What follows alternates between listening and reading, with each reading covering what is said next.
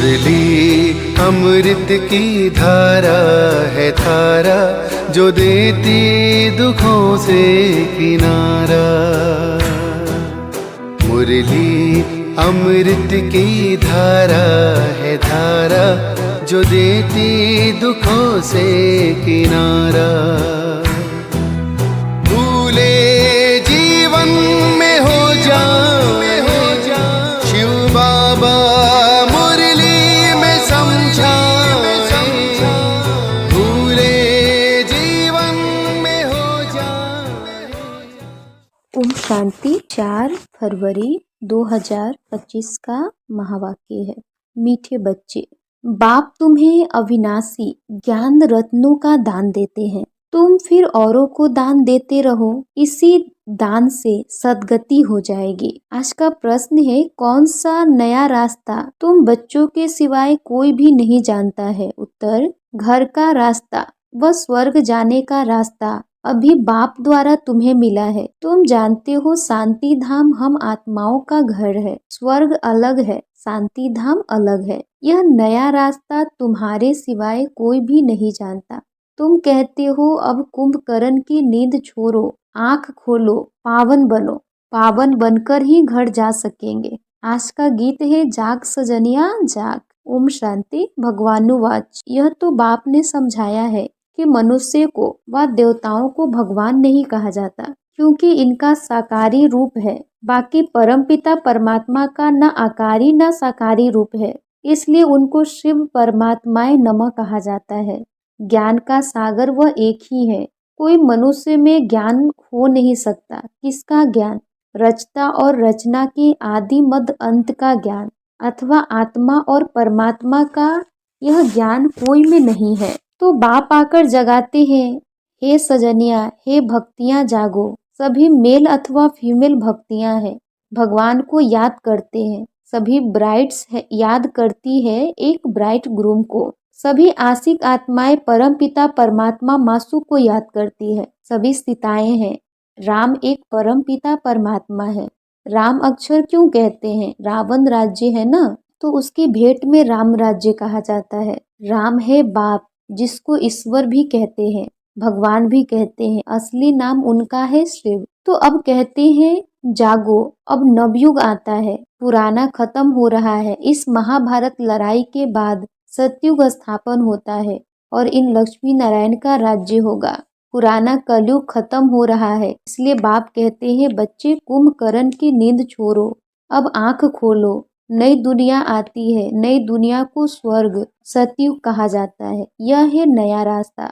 यह घर व स्वर्ग में जाने का रास्ता कोई भी जानते नहीं है। स्वर्ग अलग है, शांति धाम जहाँ आत्माएं रहती है वो अलग है।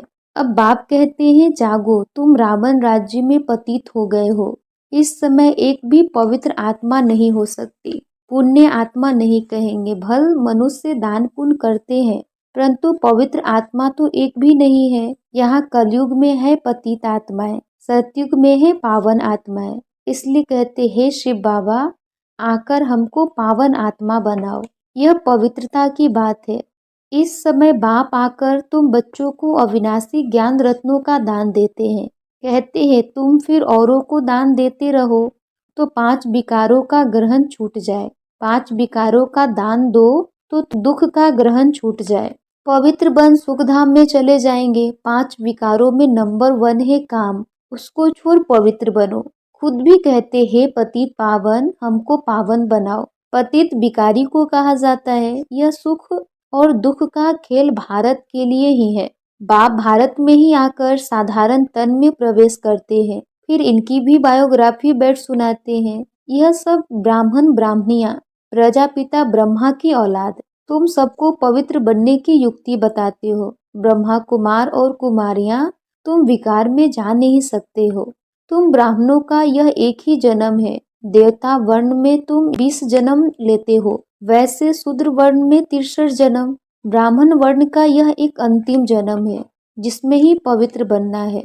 बाप कहते हैं, पवित्र बनो। बाप की याद अथवा योग बल से विक्रम भस्म होंगे। यह एक जन्म पवित्र बनना है। सतयुग में तो कोई पतित होता नहीं। अभी यह अंतिम जन्म पावन बनेंगे तो 21 जन्म पावन रहेंगे। पावन थे अब पतित बने हो। पतित है तब तो बुलाते हैं, पतित किसने बनाया है? रावण की आसुरी मत ने। सिवाय मेरे तुम बच्चों को रावण राज्य से, दुख से कोई भी लिबरेट कर नहीं सकते। सभी काम चिता पर बैठ भस्म हो पड़े हैं। मुझे आकर ज्ञान चिता पर बिठाना पड़ता है, ज्ञान जल डालना पड़ता है, सबकी सद्गति करनी पड़े। जो अच्छी रीति पढ़ाई पढ़ते हैं उनकी ही सद्गति होती है, बाकी सब चले जाते हैं शांति धाम में। सतयुग में सिर्फ देवी देवताएं हैं, उनको ही सद्गति मिली हुई है, बाकी सबको गति अथवा मुक्ति मिलती है। 5000 वर्ष पहले इन देवी देवताओं का राज्य था, लाखों वर्ष की बात है नहीं। अब बाप कहते मीठे मीठे बच्चों, मुझ बाप को याद करो। मन मना भवा अक्षर तो प्रसिद्ध है। भगवानुवाच, कोई भी देहधारी को भगवान नहीं कहा जाता। आत्माएं तो एक शरीर छोड़ दूसरा लेती है, कभी स्त्री कभी पुरुष बनती है। भगवान कभी भी जन्म मरण के खेल में नहीं आता।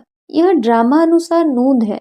एक जन्म न मिले दूसरे से, फिर तुम्हारा यह जन्म रिपीट होगा, तो यही एक्ट यही फीचर्स फिर लेंगे। यह ड्रामा अनादि बना बनाया है, यह बदल नहीं सकता। श्री कृष्ण जो शरीर सतयुग में था वह फिर वही मिलेगा। वह आत्मा तो अभी यहाँ है, तुम अभी जानते हो हम सो बनेंगे। यह लक्ष्मी नारायण के फीचर्स एक्यूरेट नहीं है, बनेंगे फिर भी वही। यह बातें नया कोई समझ न सके। अच्छी रीति जब किसको समझाओ तब 84 का चक्र जानेंगे और समझेंगे बरोबर। हर एक जन्मों में नाम रूप फीचर्स आदि अलग अलग होते हैं। अभी इनके अंतिम 84वें जन्म के फीचर्स यह है, इसलिए नारायण के फीचर्स करीब करीब ऐसे दिखाए हैं, नहीं तो मनुष्य समझ न सके। तुम बच्चे जानते हो मम्मा बाबा ही यह लक्ष्मी नारायण बनते हैं। यहाँ तो 5 तत्व पवित्र है नहीं, यह शरीर सब पतित है। सतयुग में शरीर भी पवित्र होते हैं। श्री कृष्ण को मोस्ट ब्यूटीफुल कहते हैं, नेचुरल ब्यूटी होती है। यहाँ विलायत में भल गोरे मनुष्य हैं, परंतु उनको देवता थोड़े ही कहेंगे, दैवी गुण तो नहीं है ना। तो बाप कितना अच्छी रीति बैठ समझाते हैं। यह है ऊंचे ते ऊंच पढ़ाई, जिससे तुम्हारी कितनी उच्च कमाई होती है। अनगिनत हीरे जवाहर धन होता है। वहाँ तो हीरे जवाहरों के महल थे, अभी वो सब गुम हो गया है। तो तुम कितने धनवान बनते हो। अपरम अपार कमाई है 21 जन्मों के लिए, इसमें बहुत मेहनत चाहिए। देही अभिमानी बनना है, हम आत्मा है। यह पुराना शरीर छोड़ अब वापस अपने घर जाना है। बाप अभी लेने लिए आए हैं। हम आत्मा ने 84 जन्म अब पूरे किए हैं, अब फिर पावन बनना है। बाप को याद करना है, नहीं तो कयामत का समय है। सजाएं खाकर वापस चले जाएंगे। हिसाब किताब तो सबको चुकतू करना ही है। भक्ति मार्ग में काशी कलवट खाते थे तो भी कोई मुक्ति को नहीं पाते। वह है भक्ति मार्ग, यह है ज्ञान मार्ग। इसमें जीव घात करने की दरकार नहीं रहती। वह है जीव घात, फिर भी भावना रहती है कि मुक्ति को पावे, इसलिए पापों का हिसाब किताब चुकतू हो फिर चालू होता है। अभी तो काशी कलवट का कोई मुश्किल साहस रखते हैं, बाकी मुक्ति व जीवन मुक्ति नहीं मिल सकती। बाप बिगड़ जीवन मुक्ति कोई दे ही नहीं सकते हैं। आत्माएं आती रहती है, फिर वापस कैसे जाएंगे। बाप ही आकर सर्व की सद्गति कर वापस ले जाएंगे। सतयुग में बहुत थोड़े मनुष्य रहते हैं। आत्मा तो कभी विनाश नहीं होती है, आत्मा अविनाशी है, शरीर विनाशी है। सतयुग में आयु बड़ी होती है, दुख की बात नहीं। एक शरीर छोड़ दूसरा ले लेते हैं, जैसे सर्प का मिसाल है, उसको मरना नहीं कहा जाता है, दुख की बात नहीं। समझते हैं अब टाइम पूरा हुआ है, इस शरीर को छोड़ दूसरा लेंगे। तुम बच्चों को इस शरीर से डिटैच होने का अभ्यास यहाँ ही डालना है। हम आत्मा है, अब हमको घर जाना है, फिर नई दुनिया में आएंगे, नई खाल लेंगे। यह अभ्यास डालो। तुम जानते हो आत्मा 84 शरीर लेती है, मनुष्यों ने फिर 84 लाख कह दिया है। बाप के लिए तो फिर भी अनगिनत ठिक्कर भीतर में कह देते हैं। उसको कहा जाता है धर्म की ग्लानि। मनुष्य स्वच्छ बुद्धि से बिल्कुल तुच्छ बन जाते हैं। अब बाप तुमको स्वच्छ बुद्धि बनाते हैं, स्वच्छ बनते हो याद से। बाप कहते हैं अब नवयुग आता है, इसकी निशानी यह महाभारत लड़ाई है। यह वही मुसलों वाली लड़ाई है जिसमें अनेक धर्म विनाश, एक धर्म की स्थापना हुई है। तो जरूर भगवान होगा ना। श्री कृष्ण यहाँ कैसे आ सके? ज्ञान का सागर निराकार है या श्री कृष्ण? श्री कृष्ण को यह ज्ञान ही नहीं होगा, यह ज्ञान ही गुम हो जाता है। तुम्हारे में फिर भक्ति मार्ग में चित्र बनेंगे। तुम पूज्य ही पुजारी बनते हो, कला कम हो जाती है, आयु भी कम होती जाती है क्योंकि भोगी बन जाते हैं। वहाँ है योगी, ऐसे नहीं कि किसकी याद में योग लगाते हो, वहाँ है ही पवित्र।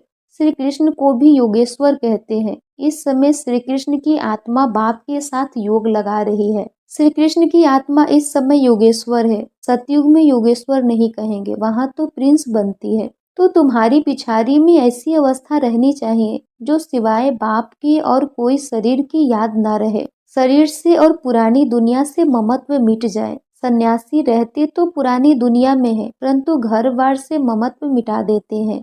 ब्रह्म को ईश्वर समझ उनसे योग लगाते हैं। अपने को ब्रह्म ज्ञानी तत्व ज्ञानी कहते हैं। समझते हैं हम ब्रह्म में लीन हो जाएंगे। बाप कहते यह सब रॉन्ग है, राइट तो मैं हूँ, मुझे ही ट्रूथ कहा जाता है। तो बाप समझाते हैं याद की यात्रा बड़ी पक्की चाहिए, ज्ञान तो बड़ा सहज है, देही अभिमानी बनने में ही मेहनत है। बाप कहते हैं किसकी भी देह याद ना आए, यह है भूतों की याद, भूत पूजा। मैं तो अशरीरी हूँ, तुमको याद करना है मुझे। इन आंखों से देखते हुए बुद्धि से बाप को याद करो। बाप के डायरेक्शन पर चलो तो धर्मराज की सजाओं से छूट जाएंगे। पावन बनेंगे तो सजाएं खत्म हो जाएगी। बड़ी भारी मंजिल है, प्रजा बनना तो बहुत सहज है। उसमें भी साहूकार प्रजा, गरीब प्रजा कौन कौन बन सकते हैं, सब समझाते हैं। पिछाड़ी में तुम्हारे बुद्धि का योग रहना चाहिए बाप और घर से। जैसे एक्टर्स का नाटक में पार्ट पूरा होता है तो बुद्धि घर में चली जाती है। यह है बेहद की बात, वह होती है हद की आमदनी, यह है बेहद की आमदनी। अच्छे एक्टर्स की आमदनी भी बहुत होती है ना। तो बाप कहते हैं गृहस्थ व्यवहार में रहते बुद्धि योग वहाँ लगाना है। वह आशिक मासूक होते हैं एक दो के, यहाँ तो सब आशिक है एक मासूक के, उनको ही सब याद करते रहते हैं। वंडरफुल मुसाफिर है ना, इस समय आए हैं सब दुखों से छुड़ाकर सदगति में ले जाने लिए। उनको कहा जाता है सच्चा सच्चा मासूक। वह एक दो के शरीर पर आशिक होते हैं, विकार की बात नहीं, उसको कहेंगे देह अभिमान का योग। वो भूतों की याद हो गए। मनुष्य को याद करना माना पांच भूतों को, प्रकृति को याद करना। बाप कहते हैं प्रकृति को भूल मुझे याद करो, मेहनत है ना। और फिर दैवी गुण भी चाहिए, कोई से बदला लेना, यह भी आसुरी गुण है। सतयुग में होता ही एक धर्म, बदले की बात नहीं, वह है ही अद्वैत देवता धर्म, जो शिव बाबा बगैर कोई स्थापन कर न सके। सूक्ष्म वतनवासी देवताओं को कहेंगे फरिश्ते। इस समय तुम हो ब्राह्मण, फिर फरिश्ते बनेंगे, फिर वापिस जाएंगे घर, फिर नई दुनिया में आकर दैवी गुण वाले मनुष्य अर्थात देवता बनेंगे। अभी शूद्र से ब्राह्मण बनते हो, प्रजापिता ब्रह्मा का बच्चा न बने तो वर्षा कैसे लेंगे। यह प्रजापिता ब्रह्मा और मम्मा वह फिर लक्ष्मी नारायण बनते हैं। अब देखो तुमको जैनी लोग कहते हैं हमारा जैन धर्म सबसे पुराना है। अब वास्तव में महावीर तो आदि देव ब्रह्मा को ही कहते हैं, है ब्रह्मा है, परंतु कोई जैन मुनि आया तो उसने महावीर नाम रख दिया। अभी तुम सब महावीर हो ना, माया पर जीत पा रहे हो, तुम सब बहादुर बनते हो, सच्चे सच्चे महावीर महावीरनिया तुम हो। तुम्हारा नाम है शिव शक्ति, शेर पर सवारी और महारथियों की हाथी पर। फिर भी बाप कहते हैं बड़ी भारी मंजिल है, एक बाप को याद करना है तो विक्रम विनाश हो, और कोई रास्ता नहीं है। योग बल से तुम विश्व पर राज्य करते हो। आत्मा कहती है अब मुझे घर जाना है, यह पुरानी दुनिया है, यह है बेहद का सन्यास। गृहस्थ व्यवहार में रहते पवित्र बनना है और चक्र को समझने से चक्रवर्ती राजा बन जाएंगे। अच्छा, मीठे मीठे सीख लदे बच्चों प्रति माता पिता बाप दादा का याद प्यार और गुड मॉर्निंग। रूहानी बाप की रूहानी बच्चों को नमस्ते। हम रूहानी बच्चों की रूहानी माता पिता बाप दादा को याद प्यार गुड मॉर्निंग और नमस्ते नमस्ते नमस्ते। धारणा के लिए मुख्य सार है। फर्स्ट नंबर, धर्मराज की सजाओं से बचने के लिए किसी की भी देह को याद नहीं करना है। इन आंखों से सब कुछ देखते हुए एक बाप को याद करना है, अशरीरी बनने का अभ्यास करना है, पावन बनना है। सेकेंड नंबर है मुक्ति और जीवन मुक्ति का रास्ता सबको बताना है। अब नाटक पूरा हुआ, घर जाना है, इस स्मृति से बेहद की आमदनी जमा करनी है। आज का वरदान है, 1 सेकेंड की बाजी से सारे कल्प की तकदीर बनाने वाले श्रेष्ठ तकदीरवान भव। 1 सेकेंड की बाजी से सारे कल्प की तकदीर बनाने वाले श्रेष्ठ तकदीरवान भव। स्पष्टीकरण है, इस संगम के समय को वरदान मिला है, जो चाहे, जैसा चाहे, जितना चाहे उतना भाग्य बना सकते हैं, क्योंकि भाग्य विधाता बाप ने तकदीर बनाने की चाबी बच्चों के हाथ में दी है। लास्ट वाला भी फास्ट जाकर फर्स्ट आ सकता है। सिर्फ सेवाओं के विस्तार में स्वयं की स्थिति सेकेंड में सार स्वरूप बनाने का अभ्यास करो। अभी अभी डायरेक्शन मिले, 1 सेकेंड में मास्टर बीज हो जाओ तो टाइम न लगे। इस 1 सेकेंड की बाजी से सारे कल्प की तकदीर बना सकते हैं। स्लोगन है, डबल सेवा द्वारा पावरफुल वायुमंडल बनाओ तो प्रकृति दासी बन जाएगी। डबल सेवा द्वारा पावरफुल वायुमंडल बनाओ तो प्रकृति दासी बन जाएगी। अव्यक्ति सारे, एकांत प्रिय बनो, एकता और एकाग्रता को अपनाओ। अनेक वृक्षों की टालियां अब एक ही चंदन का वृक्ष हो गया। लोग कहते हैं 2-4 माताएं भी एक साथ इकट्ठी नहीं रह सकती, और सभी माताएं सारे विश्व में एकता स्थापन करने के निमित्त है। माताओं ने ही भिन्नता में एकता लाई है। देश भिन्न है, भाषा भिन्न भिन्न है, कल्चर भिन्न भिन्न है, लेकिन आप लोगों ने भिन्नता को एकता में लाया है। अच्छा, ओम शांति।